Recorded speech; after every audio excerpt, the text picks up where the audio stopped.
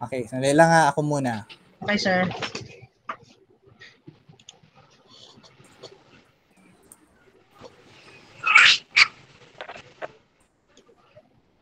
Tingnan mo yung output mo ha.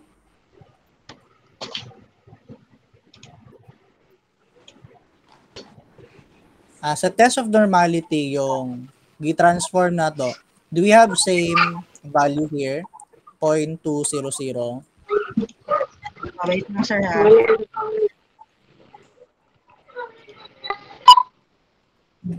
Ito yung first. Ito.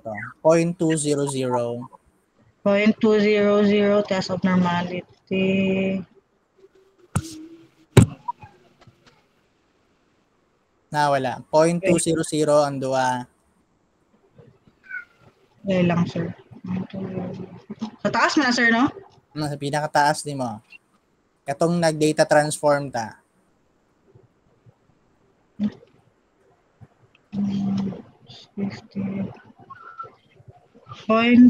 Oh, yes, sir. Sa WRF, 0.200.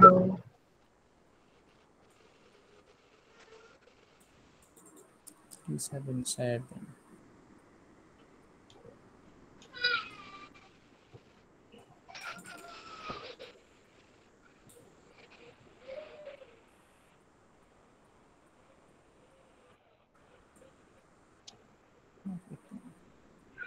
Okay, then after that, yung nag-check tayo ng Cox distance, yung first table nimo, imuha no is 3.371.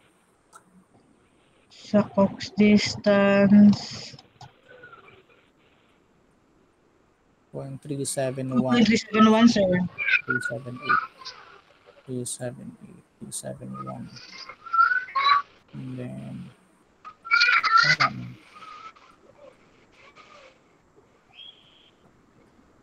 kailangan pa.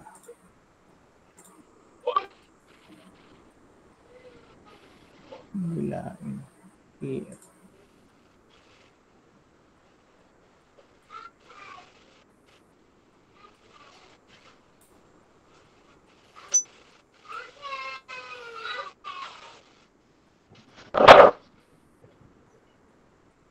In 7H or so.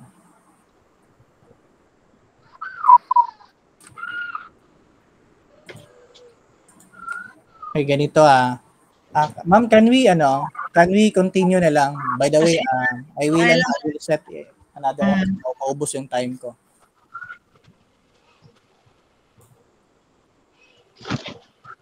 I will address your problem, ma'am. I really don't know what's happening with the version 31. The first decimal is 0.37, right? Yes, sir. 0.3 or let's say 0.3, no? We will use one decimal places, no? 0.3 or 0.4, no? Para lahat nila maka-attain tag 0.4 na value. So if 0.4 will be our basis, that is still less than 1. So we don't have any serious outlier pa rin. Maybe we don't have the same answers na yung by 3 decimal na 378, 371, di pa rin nakakalayo, no? But I will explore that. I will check your data yung nakasub mismo. You may submit it so that I can scrutinize it from the start, no? What is really the problem with your software. Okay? We will proceed na lang. We will proceed with the Pearson R. So we will run Can we move on? Move on muna tayo kasi baka matagal ako matapos. Is it okay with you? Yes, sir. Sige. Okay, we will start running it with Pearson R. So how to do that? Let me simulate first.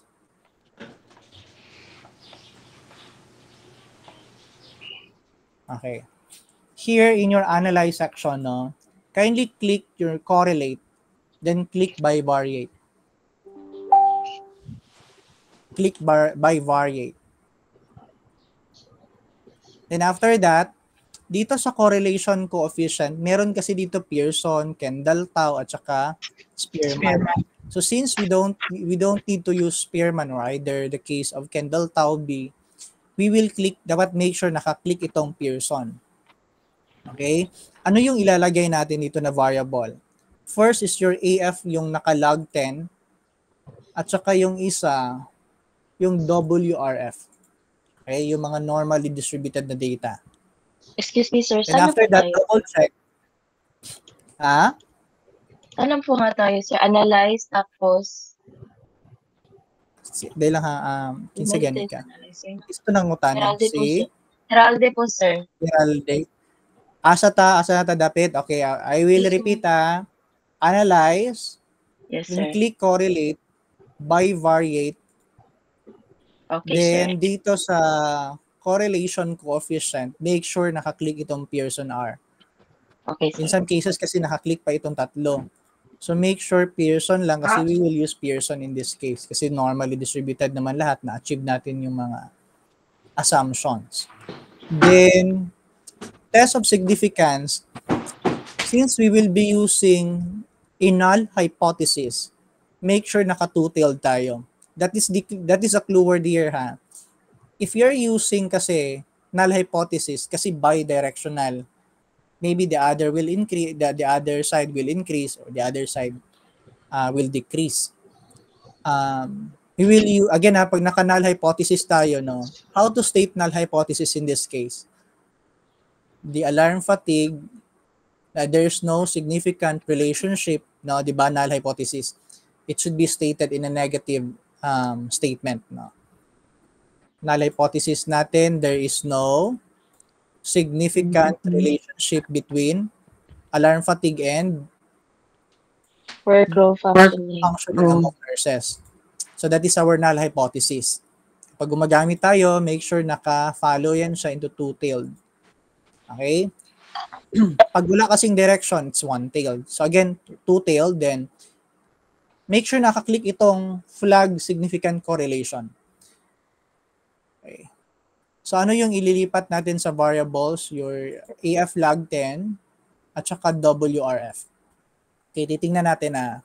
Then after that, click OK. Click mo yung OK.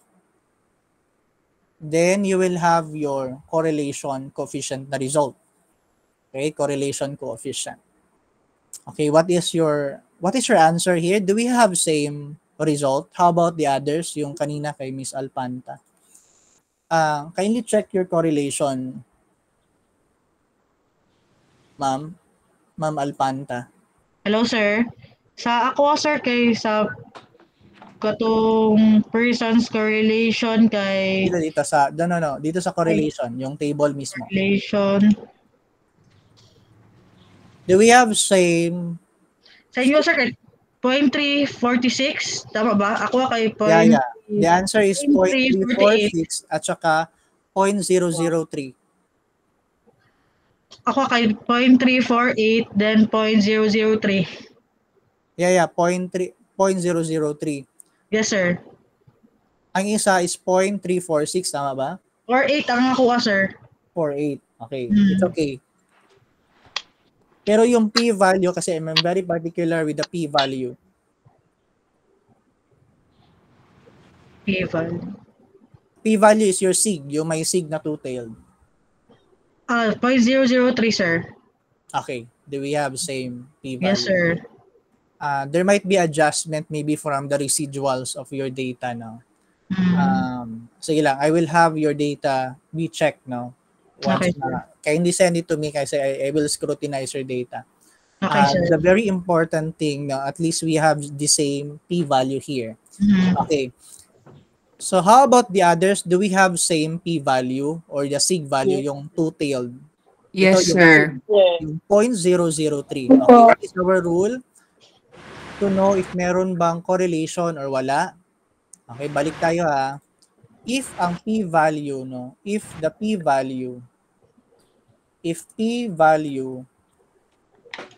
less than 0.05, 0.05, it means to say merong significant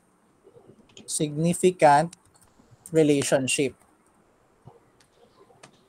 Okay? if more than, if the p-value is more than, iba ito sa p-value ng normality test, okay? If you're doing it with inferential test of correlation, iba ang kanyang, iba yung pag-indicate ng 0.05. Okay, if less than, it means to say may significant relationship. If more than, there is no significant relationship. Okay, what is our p-value there? The answer is 0.003. Is Less than. 0.003 less than or more than 0.05? Less than. Less than. Kung less than siya, meron bang relationship na nag-i-exist sa dalawang variable natin na AF at saka your alarm fatigue at saka work role functioning? No significant relationship. Ang answer natin is 0.003, di ba? Ang p-value by sa ating statistics, no? The p-value is 0.003. Yung 0.003 ba, less than or more than 0.05? Less than. Less than po. Less than, may significant relationship or wala? The answer is Meron. There is no. meron. Okay? So it means to say, we will reject our null hypothesis. No, kasi ang null hypothesis natin, sinasabi niya, wala daw significant relationship. That is our educated guess. Now, in our SPSS result, the p-value is 0.003. So sabi niya, meron, no? Mali yung hula mo. So we will reject the null hypothesis, okay? Our decision here is to reject the null hypothesis. Nakuha? Yes, sir. So what will happen here? Okay, reject the null hypothesis. Ibig sabihin, significant yung relationship nila. Ibig sabihin, sir, positive ba yung, how about the R coefficient? Titingnan natin yung R value. Yung R value niya, it's your 0.346. Okay, 0.346, right? 0.346. In some other students here, ang answer niya is 0.348. Tama ba, Miss Alpanta? Yes, sir. 0.348. So if you will round off that, that is 0.35. Okay? 0.35. Yes, Now, sir. again, with our guidelines here, kasi naka 2 decimal places ito, no? 0.35. Anong level, ano ba yung interpretation natin if ang R value or size of correlation mo is 0.35? So Low positive. Negative correlation. Low positive o low negative? Low Low positive. positive. Low positive. Ibig sabihin, positive yung correlation niya. Okay? Positive yung relationship between alarm fatigue at saka work role functioning ng nurses, ng mga nurses. So how can we, kasi pag positive yung R value natin, yung size of correlation natin, positive kasi, no, we can say that as AF as AF or as alarm fatigue, AF increases the level of work role functioning also increases. Natataas yung demand, no? Kasi negative itong alarm fatigue na na variable. If they really experiencing high level of alarm fatigue, no? Yung demand mo in terms of physical demand, tataas din ang kanilang demand, no? Kanilang trabaho. The work scheduling demand, output demands, no, tataas din yung mga indicator. And those indicators will really define the whole dependent variable which is your work role functioning. Ganyan yung implication ng correlation. Hindi siya magsasabi na sa correlation, you cannot say that AF really influenced the WRF. Magsasabi lang siya ng correlation. Meron silang relationship, no? Meron silang relationship positive, no? Na if ever tataas yung AF, no? If ever tataas yung AF, may possibility na tataas yung WRF. But hindi niya sinasabi siya talaga ang nagko-cause kung bakit pwedeng magbago yung WRF. Medyo bitin pa yung interpretation sa descriptive correlation. If we want to really know, no, hindi lahat kasi ng correlation suggest influence or suggest causality. If you want to establish kung siya talaga ang really yung siya talaga yung dahilan, kung siya talaga nakaka-apekto kay WRF, we will run regression analysis in this case. So dito sasabihin nila may relationship silang dalawa. Pero hindi mo masabi, is it your independent variable really causes changes to the dependent variable? Sir, what if, sir, positive yung, what if negative ito? Example lang, what if negative yung R value, it's not P value. Yung R value natin, it's, let's say, negative. R value here, let's say, hypothetically, negative, ilan yun? 0 point, ilan yun? 3.4 or 3.35. Negative 0.35, no? Ano ba yung interpretation pag negative yung R coefficient natin? If negative, it suggests what? Inverse relationship. No, inverse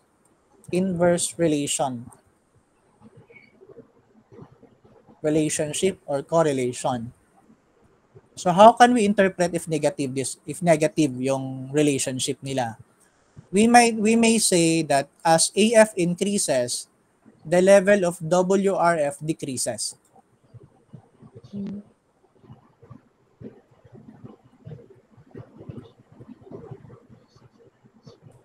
Tingnan natin in reality kung sakto ba. Kasi sometimes nagkakaroon tayo ng mismatch sa interpretation. Okay, tingnan natin kung negative daw ito, this would be the right way to interpret. Can you follow? As AF increases, the other one will decrease. That is the tendency if nagiging negative ang ating R value. So, sabto na to siya kung angay ba siya. Kumuangay ba siya in reality kasi sa statistics kasi merong nangyayari na type 1 at saka type 2 error. No?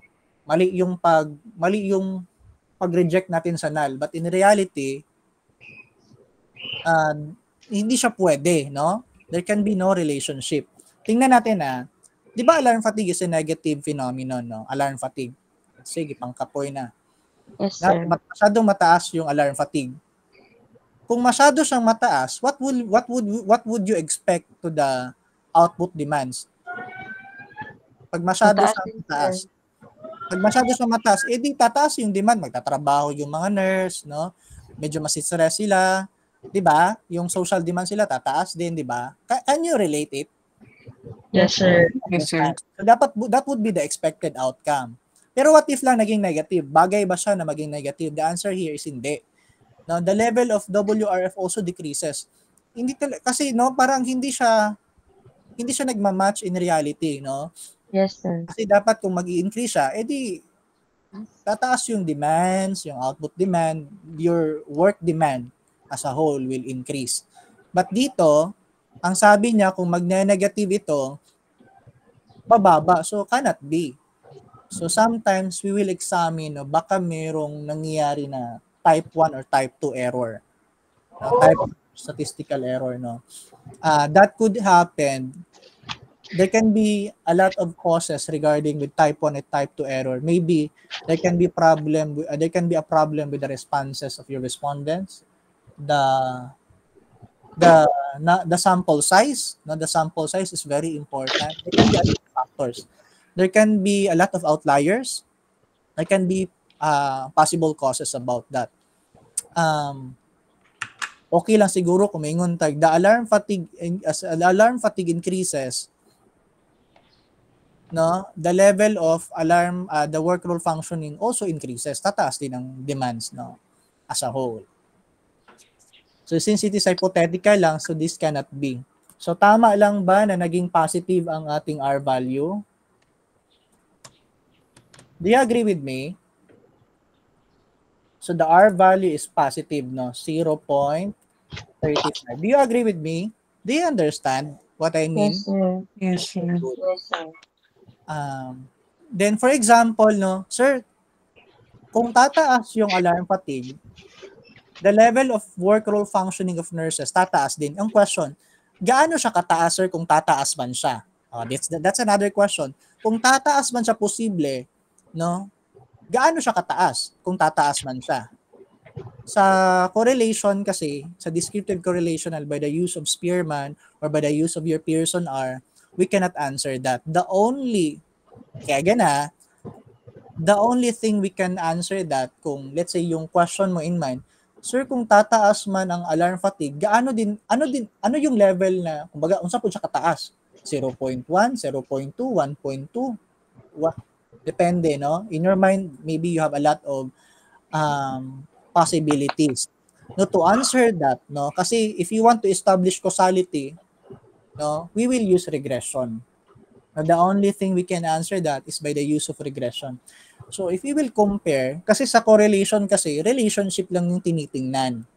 Again, hindi ibig sabihin may relationship sila, yung IV na talaga yung nagko-cause sa DV. So, there's no rule about interpretation sa descriptive correlational. Relationship lang talaga. Yung pattern of the relationship. Yung, the pattern of correlation. Okay? Naintindihan ba? Yes, sir. Yes, sir. Yes, sir. Mas maganda kasi yung tanong sometimes if you want to create a study, no? Hindi tayo nag-i-end lang sa kung meron ba silang relationship. Kasi we cannot conclude. If you want to have a definite conclusion, dapat sana yung tanong natin, sir, si alarm fatigue ba talaga 100%? Siya ba talaga yung nagkukos sa pagbabago ng ating work role functioning ng mga nurses? Siya pa talaga yung nag-i-influence? Siya pa talaga yung nag-i-influence? No? If yung mga ganyan na tanong, mas maganda sana kung ganun. Hindi tayo nag-i-end sa correlation alone. So may relationship ba sila? What if meron nga? What if kung wala silang relationship, how will you conclude? What recommendation can you offer if wala silang relationship? Sige nga. If wala man silang relationships, what can you recommend? If meron silang relationship, what can you recommend? Kasi we are achieving kasi dapat meron silang significant relationship. Sometimes kasi pag sinabi na statistics, no, ay wala talaga silang relationship. So, ano yung best recommendation ko in that case? If wala naman silang relationship, di ba? Tingnan niyo sometimes siguro mas better kung may relationship so that you can say a lot with your study.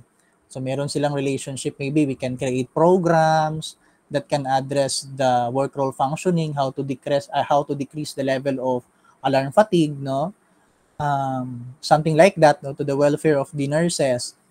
What if kung wala? What can you suggest?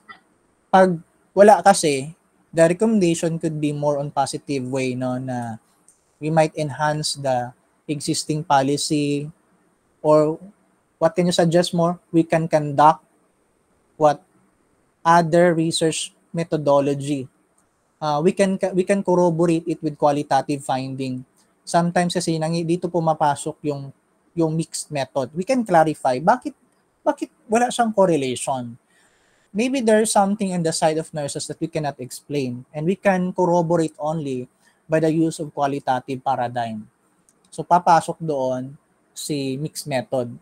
If you started already with quanti, then if you want to jump up with quali, we call that explanatory sequential na mixed method.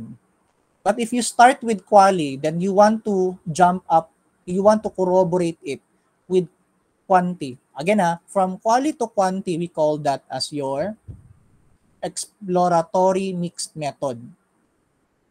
Kasi mixed method can have a different types.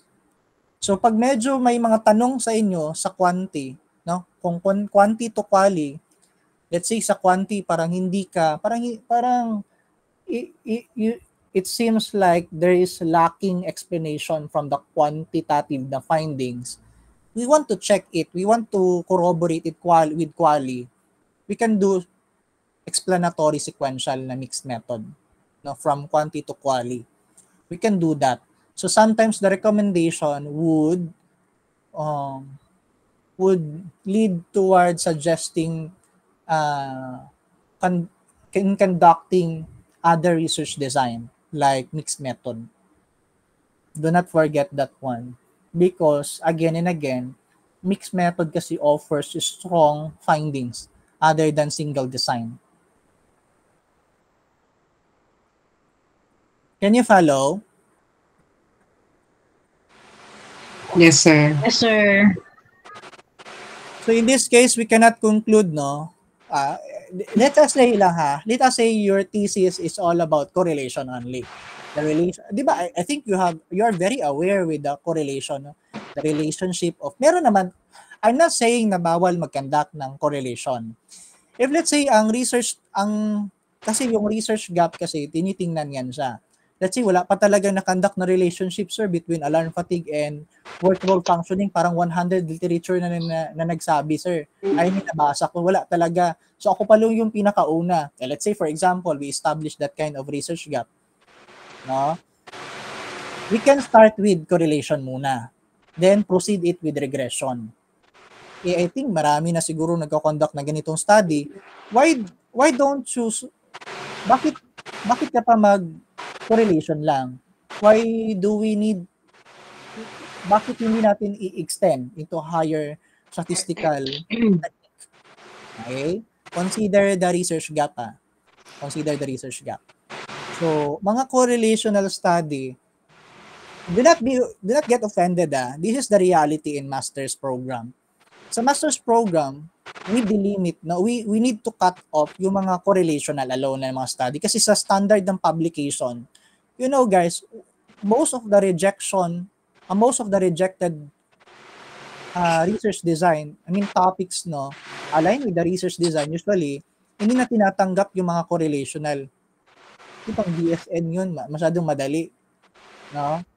Isa sa mga cut-off namin is to do at least merong regression sa study mo so that we can implicate the nature of causality.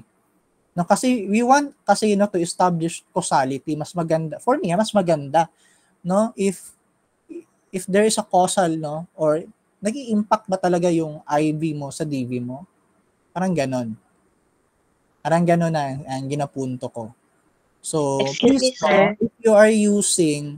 if your study ended only with descriptive correlation, please extend that into a higher statistical na approaches, like regression. So, balik ako sa So, I think, did we answer statement of the problem number 4? Did we answer statement of the problem number 4?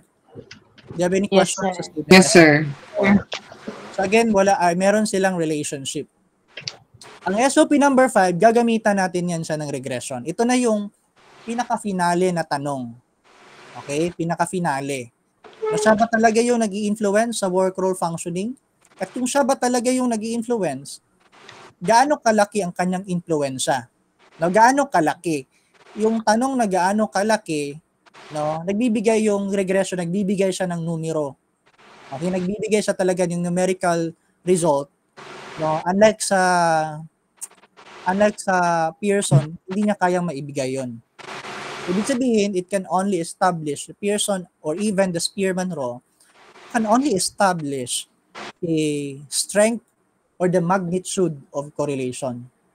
The strength lang, yung gaano ba kalakas ang correlation.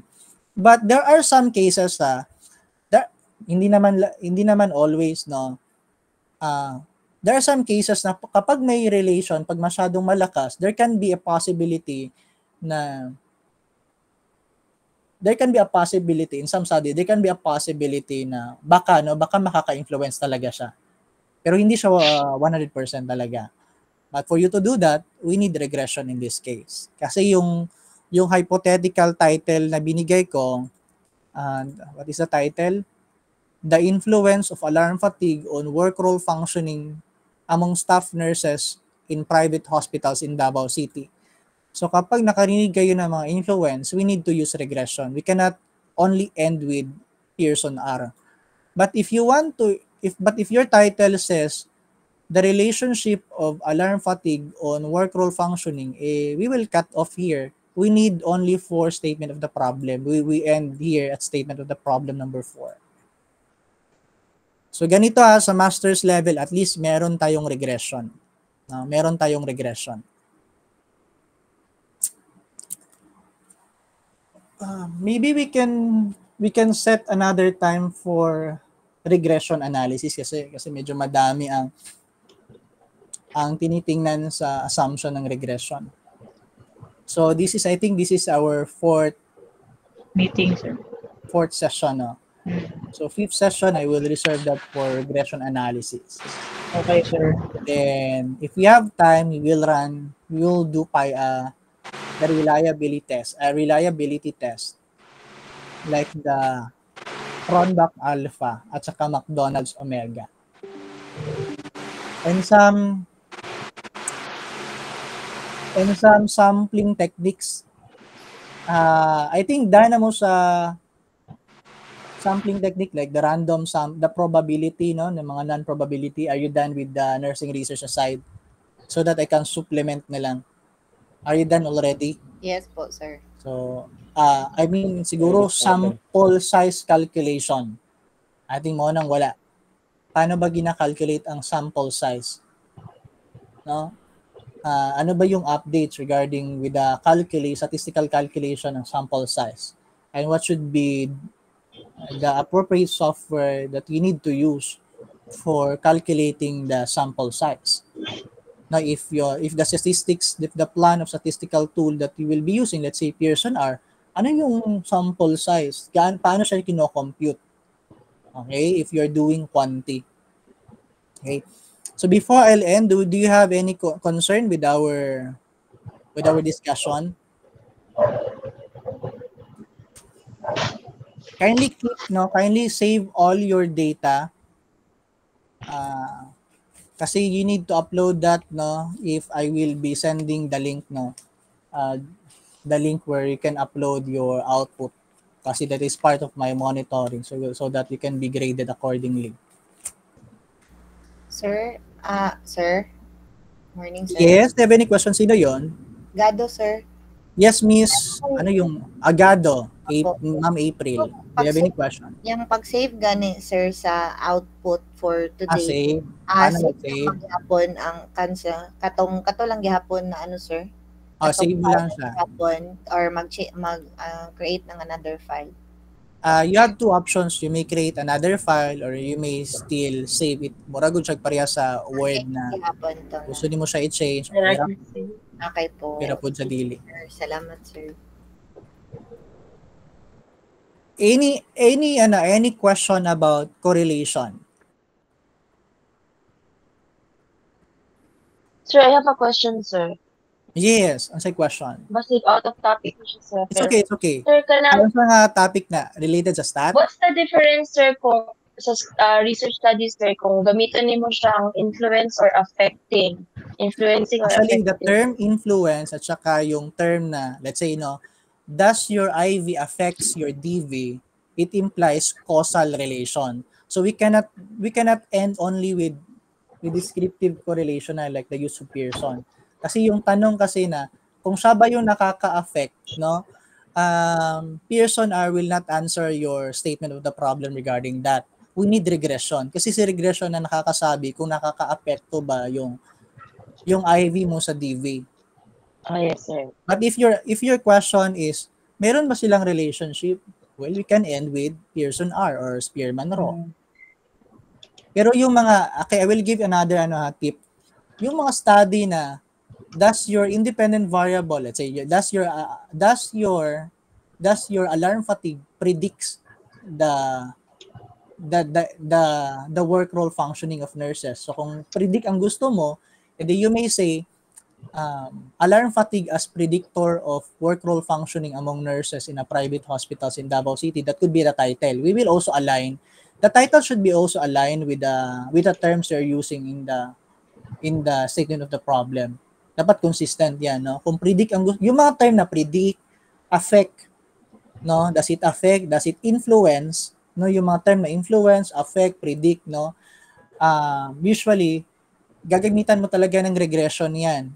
Kasi regression is part of a predictive na klase na study. In a broad class, no? In a broad class of research design. Dali lang may pakita lang ako. Dali lang before I'll end, no? In a broad class of research design na correlational. Saan na yun? Sandali lang talaga,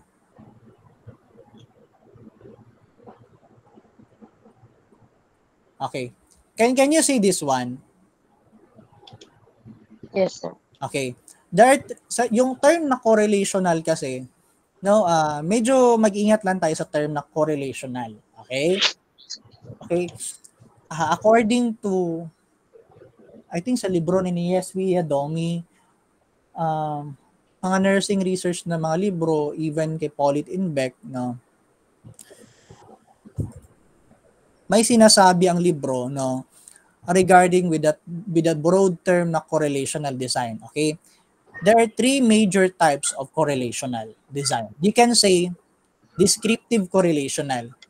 Are you aware with the descriptive correlational? I think some of you, no, maybe during your undergrad some of you, they tend, kanabitang madunggan dyan ninyo na babasa sa manuscript. Pagbasa sa research design, descriptive correlational. I think that is very, very common, very widespread na mga research design. Do you agree with me? Descriptive correlational. Yes, sir. Okay. Yes, sir. Tingnan natin balik tayo sa PPT ko. Pag sinabi mong descriptive correlational, sa ngalan na describe, you are just describing the correlation or the relationship of your variable. Relationship lang ginatanaw. Okay, again kung meron silang relationship or wala. That is why ang tawag sa kanya descriptive correlational. So that is why by statistical language, no, application din, no, gagamitan mo lang siya ng Pearson R or Spearman-Rho, parametric or non-parametric na test of correlation. Kasi si Pearson R, ang purpose niya lang, 'di ba, kakasabi ko lang, that is for determining only or describing only the strength or the magnitude of their correlation. The other types of correlational is predictive design or predictive. In some other books, ang tawag dito predictive design. In some other textbook, ang tawag dito predictive correlational. Bakit siya predictive? Kasi dito sa if you want to predict, kasi the term na predict, it is also synonymous sa term na influence, no? Does the IV predicts the DV, or does the IV influence a DV, or does it affect, etc., etc. Sa broad na term na predictive correlational, pag predictive kasi, gagamitan mo siya ng regression for you to predict. Let me show the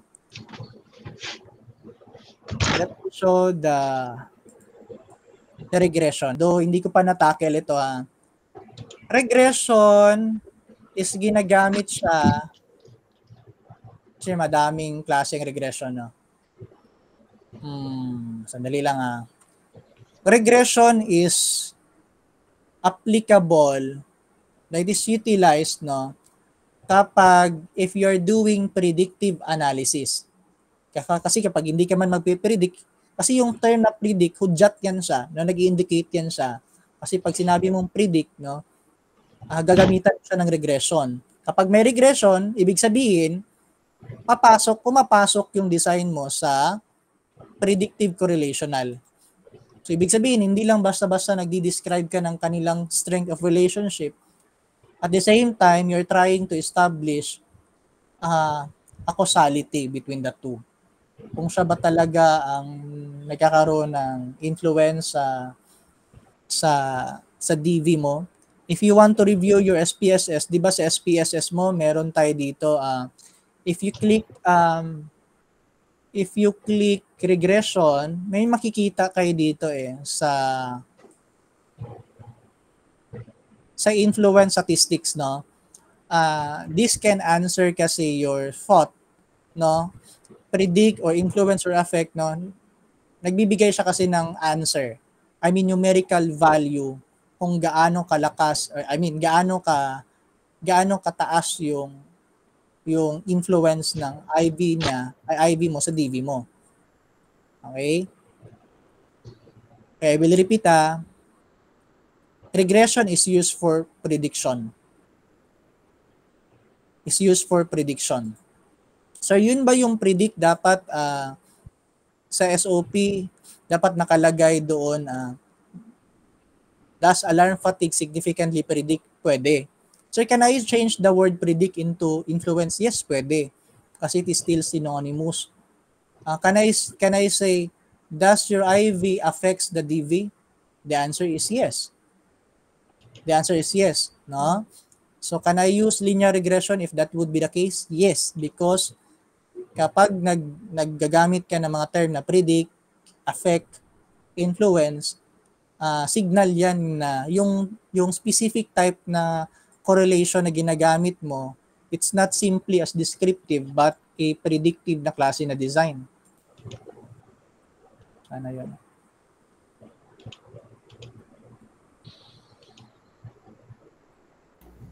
Sir, nalang ko i-clarify, sir.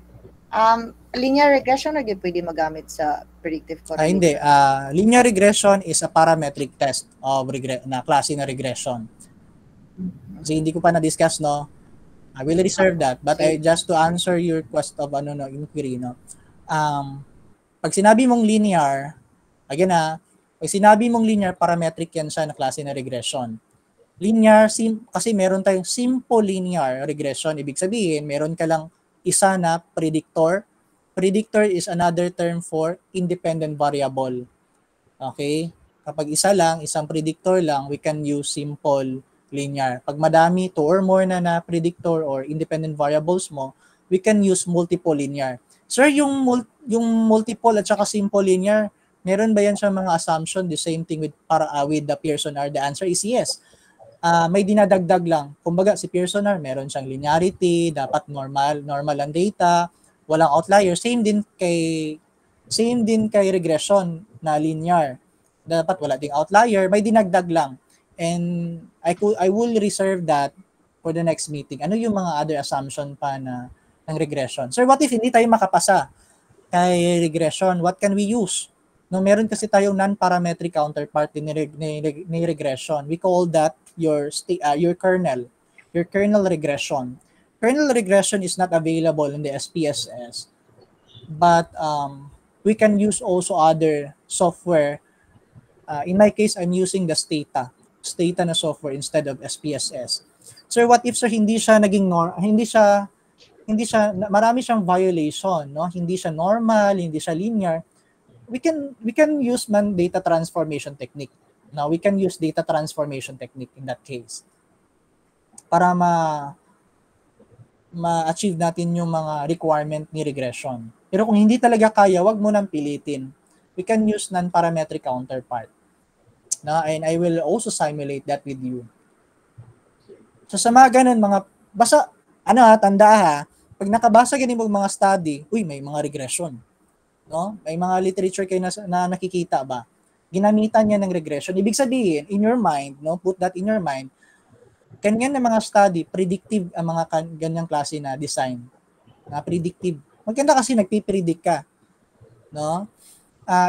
Kasi the term prediction is not only delimited with you want to predict the IV towards your DV, but it is very important with the forecasting of events, no? Sa mga predictive analytics natin. If you want to forecast yung price ng ganitong item, usually sa ibang study like business analytics, na ginagamitan yun siya ng mga regression. Ang daming purpose ng regression actually. It can establish causal relation other than just describing only their relationship. Kumbaga, kung nag-regression ka, it can also answer the strength of relation, and at the same time, it can answer if meron ba talagang causal relation. Kasi sa Pearson kasi or Spearman-Rowe, hanggang doon lang, no? Description ng kanilang relationship. Kumbaga, si regression, dual ang kanyang function. No? Dual ang kanyang function. So, mas higher si regression kumpara kay Pearson. Ganun yun. Any question?